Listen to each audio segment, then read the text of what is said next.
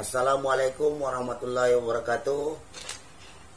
Yang saya hormati Bapak Haji Jasmin, Wakil Presiden PPMI, sekaligus juga tokoh legendaris daripada PPMI Kalimantan Timur. Sudah lama tidak kita ketemu, pengen rasanya saya jalan-jalan ke Kutim ini, pengen lihat kantornya ini, megah sekali saya lihat. Kemudian yang saya hormati Ketua DPC PPMI Kutai Timur, selaku tuan rumah musyawarah wilayah DPW PPMI Kalimantan Timur yang kedua, juga pada Ketua Panitia Pelaksana yang telah sukses menyelenggarakan Muswil kedua DPW PPMI Kaltim, juga kepada seluruh jajaran pengurus DPC PPA PPMI Kutai Timur. Saudara-saudaraku sekalian, ingin rasanya saya hadir di sana, namun karena kondisi situasi hari ini di Jakarta juga dan sekitarnya sejauh Bali, seperti kawan-kawan ketahui bahwa telah diberlakukan PKMM. Saya lupa kepanjangannya itu. Yang jelas dari tadi malam pukul 00 itu seluruh pintu masuk Jakarta ditutup. Jadi hari ini juga DPW PPMI sampai tanggal 20 itu ya kita terpaksa melaksanakan kegiatan pelaksanaan jalannya organisasi lewat webinar saja sementara by phone atau ketemu di mana gitu. Saudara-saudara sekalian, ke depan tentunya DPW PPMI Kalimantan Timur ini memiliki tantangan yang cukup besar terkait masalah persoalan hari ini beda dengan tahun-tahun sebelumnya. Hari ini kita dihadapkan dengan persoalan COVID-19. Kebijakan-kebijakan pemerintah yang hari ini juga menurut saya cukup perlu kita waspadai, karena sejujurnya kebijakan-kebijakan penanganan terhadap COVID-19 ini banyak merugikan kaum buruh. Contoh misalnya, ketika PSBB diberlakukan atau hari ini sudah menjadi PKMM yang bersifat darurat, seluruh akses keluar masuk semua ditutup. Namun yang menjadi pertanyaan kita dan cukup ironis bahwa pintu penerbangan internasional Indonesia tidak ditutup. Masyarakat dihalangi secara domestik, namun secara internasional tidak. Ini tentunya aneh. Jadi warga dalam negeri dilarang kemana-mana untuk terus benar-benar mengurangi kegiatannya. Namun bagi tenaga kerja asing, orang asing, khususnya dari TK-TK Cina ini setiap hari masuk ke Indonesia. Ini tentunya sebuah perlakuan yang tidak adil. Karena semakin hari tentunya semakin banyak persoalan-persoalan dihadapi. Khusus kepada kaum buruh, pertama adalah beberapa banyak perusahaan yang ketika misalnya karyawannya hasil swabnya positif terkena COVID, itu rata-rata melakukan isolasi mandiri secara mandiri. Uang sendiri, bayar swabnya sendiri. Ini pihak daripada pemerintah sendiri tidak bijak dalam hal ini, tidak memberikan pelayanan secara maksimal terhadap apalagi ini kaum pekerja hari ini, yang seharusnya dalam rangka menciptakan hubungan industrial yang harmonis, dalam rangka konsisten menegakkan kebijakan PKMM atau PSBB ini, harusnya pemerintah itu bisa mengcover semua biaya-biaya yang ditimbulkan akibat daripada pekerja ini terkena atau misalnya dalam melakukan isolasi mandiri. Namun yang terjadi, semua biaya-biaya yang timbul karenanya lebih banyak dilakukan juga secara mandiri oleh teman-teman karyawan atau para pekerja di pabrik. Nah ini juga tentunya perlu kita kritisi. Nah sudah syukurlah misalnya perusahaan-perusahaan yang sudah memiliki perjanjian kerja bersama, yang sudah mengcover masalah kesehatan ini. Mungkin biaya-biaya yang ditimbulkan daripada kebijakan PKMM ini itu bisa dibebankan oleh pengusaha. Namun bagaimana dengan perusahaan yang tidak mampu? Bagaimana perusahaan yang yang mencari alasan untuk tidak mau mengeluarkan itu. Jadi segala sesuatu yang dibebankan kepada pekerja. Jadi pekerja sudah gajinya UMSK-nya tidak naik selama 2 tahun ini, dibebankan lagi biaya swab test, antigen, biaya lain-lain yang dikeluarkan, juga biaya isolasi mandiri yang dibebankan kepada pekerja ini makin menambah penderitaan kaum buruh itu sendiri. Banyak, biaya cukup besar. Nah, apalagi misalnya gajinya sudah banyak dipotong karena pinjam, kemudian mengandalkan lemburan. Nah ini karena sudah PKM banyak yang mengurangi jumlah pekerja yang masuk, diatur shiftnya, sehingga jadwal lembur teman-teman juga makin kurang. Nah ini tentunya kan penghasilan buruh makin hari makin kurang. Nah, sehingga perlu ada terobosan-terobosan hukum yang dilakukan ke depannya. Nah hari ini juga memang kegiatan kita sangat dibatasi. Nah beberapa instansi terkait melakukan apalagi ini WFA, sehingga dalam hal interaksi lebih banyak dilakukan secara daring ataupun misalnya surat menyurat melalui elektronik. Ini tentunya juga mengganggu proses penyelesaian hubungan industrial. Nah belum lagi pengadilan negeri juga banyak yang tutup karena banyak hakim yang kena COVID, sehingga proses-proses penanganan kasus-kasus teman-teman ini banyak terkendala hari ini. Jadi selain daripada itu juga harapan saya dalam musyawarah wilayah DPW PPMI Kalimantan Timur yang kedua ini, kawan-kawan semua yang ada di Kalimantan Timur khususnya hari ini harus mewaspadai. Seperti yang disampaikan tadi Pak Haji Jasmin, bahwa saya sempat baca dan mengikuti berita terkait pendirian pabrik semen di Kaliorang yang mensyaratkan bahwa setiap pekerja harus mengetahui bahasa Mandarin, harus bisa berbahasa Mandarin. Ini tentunya sebuah aturan yang sangat merugikan bagi pekerja lokal. Nah, seharusnya yang bisa bahasa Mandarin itu hanya level manajer saja ke atas, bukan urusan operator segala macam. Dan bisa jadi juga kalau saya lihat kemarin itu pertemuan yang mengaku general manager pabrik semen itu belum tentu juga bisa bahasa Mandarin, itu model-modelnya. Nah ini sementara dia sendiri untuk level manager aja sendiri tidak bisa bahasa Mandarin, masih pakai translator, apalagi misalnya pekerja-pekerja yang ada di sana.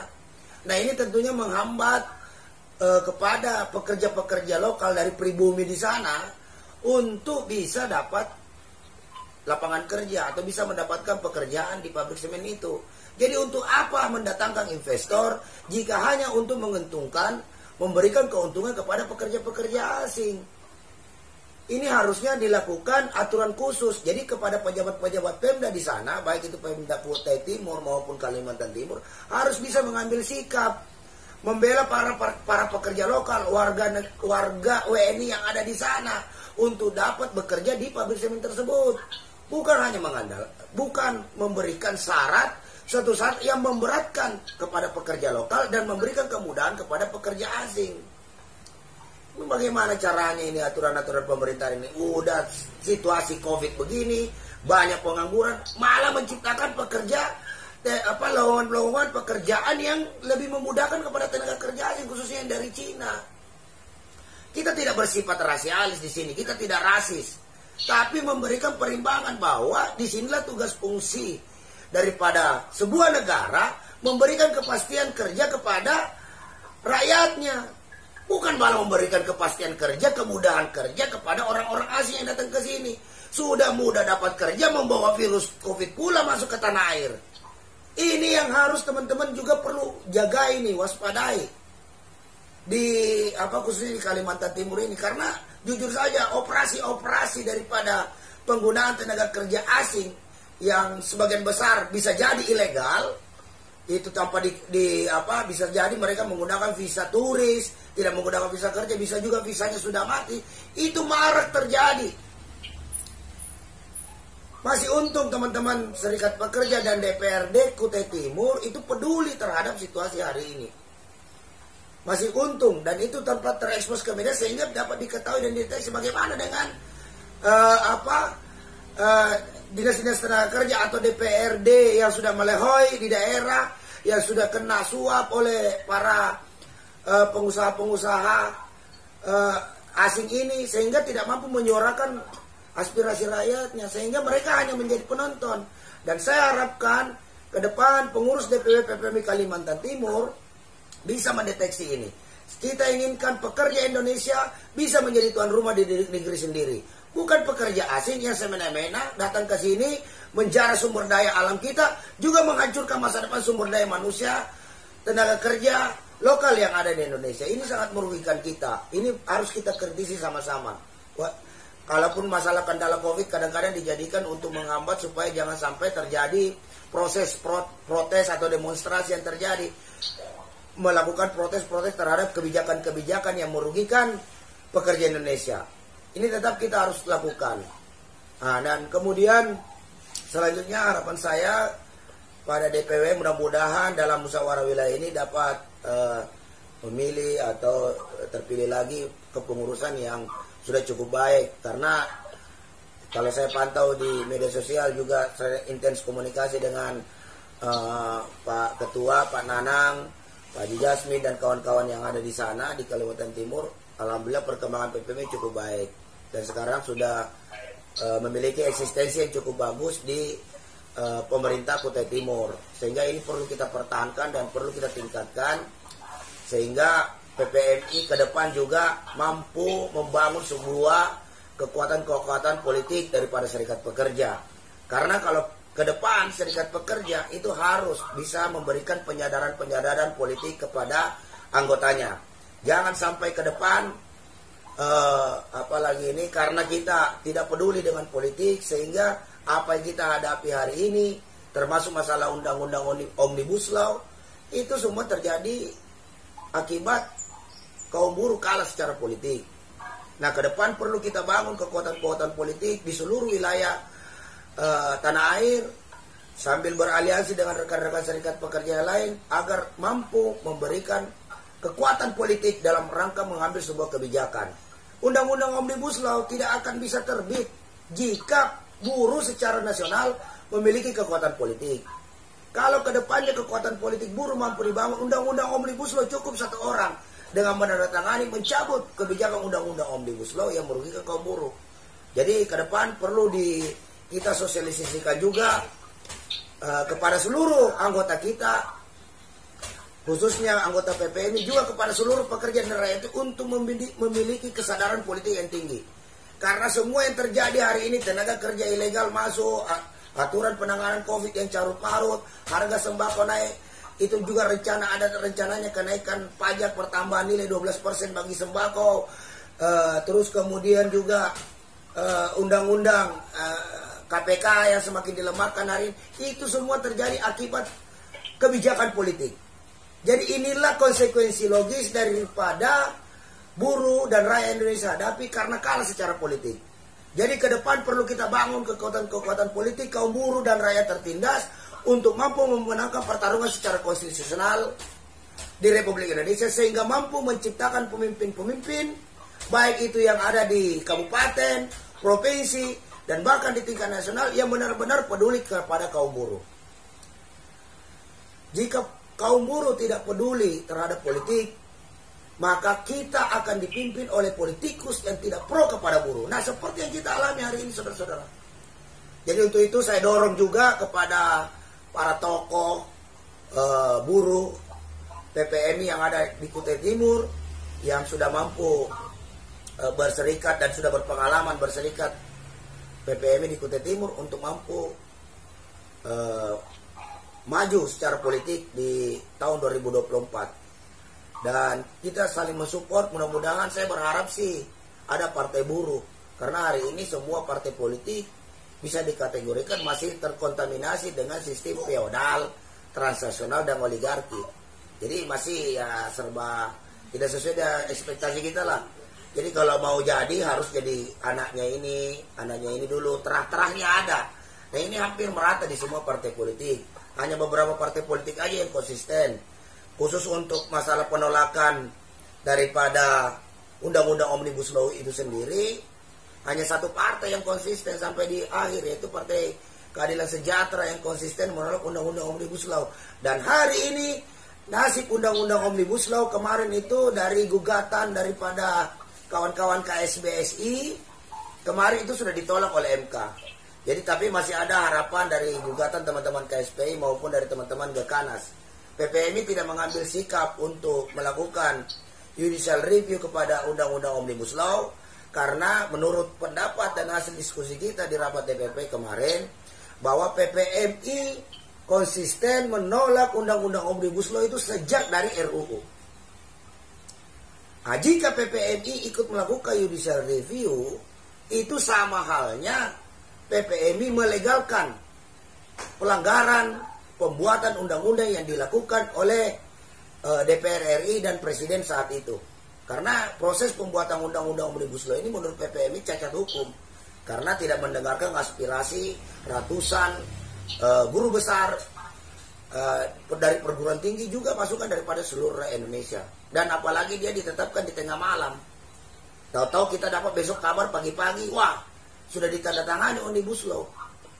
Dan di sini juga dalam hal ini juga membenarkan tuduhan daripada teman-teman BEM UI bahwa Jokowi the king of lip service.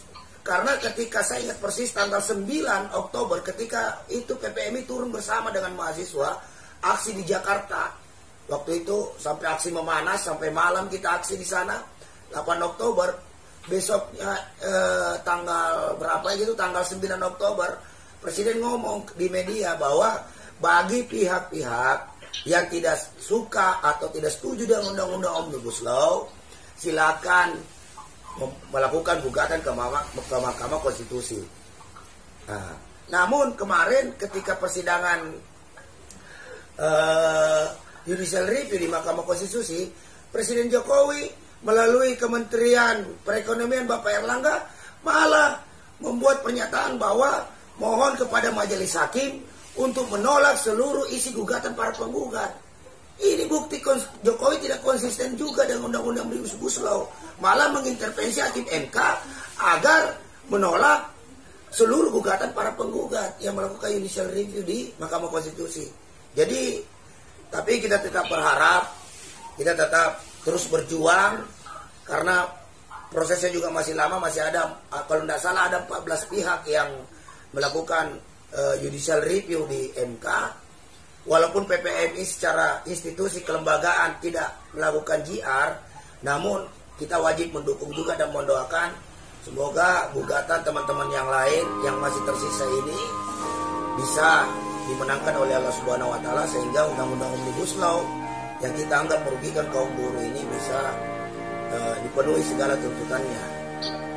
Nah, untuk itu sekali lagi saya tegaskan bahwa ke depan tantangan daripada Serikat Pekerja cukup berat. Kita dihadapkan dengan situasi-situasi yang tidak bisa diduga sama sekali. Juga mungkin situasi politik tanah air ke depan makin memanas karena terhambat aja oleh pemberlakuan PKMM di Jawa Bali ini sehingga pergerakan cukup sedikit ada hambatan. Nah, sekali lagi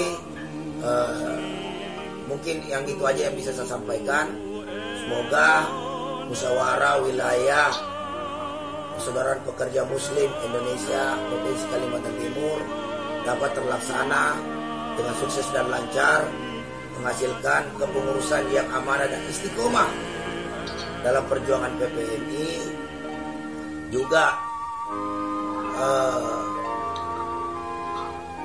mampu melahirkan sebuah terobosan penyelesaian penanganan kasus hubungan industrial yang dialami oleh anggota, juga mampu membaca situasi politik di tanah air sehingga kader-kader PPMI mampu bersikap profesional, berani, jujur dan amanah menuju PPMI yang maju, mandiri, sejahtera dan diridhoi oleh Allah Subhanahu wa taala. Selamat menyelenggarakan musyawarah wilayah Persaudaraan Pekerja Muslim Indonesia Provinsi Kalimantan Timur yang kedua. Semoga apa yang kita cita-citakan apa yang kita doakan selama ini dirahmati dan diridhoi oleh Allah Subhanahu wa taala. Demikian sambutan dari saya. Salam buat seluruh keluarga besar PPMI Kalimantan Timur. Saya akhiri, billahi taufiq wal hidayah. Wassalamualaikum warahmatullahi wabarakatuh. Allahu Akbar, Allahu Akbar, Allahu Akbar. Hidup PPMI.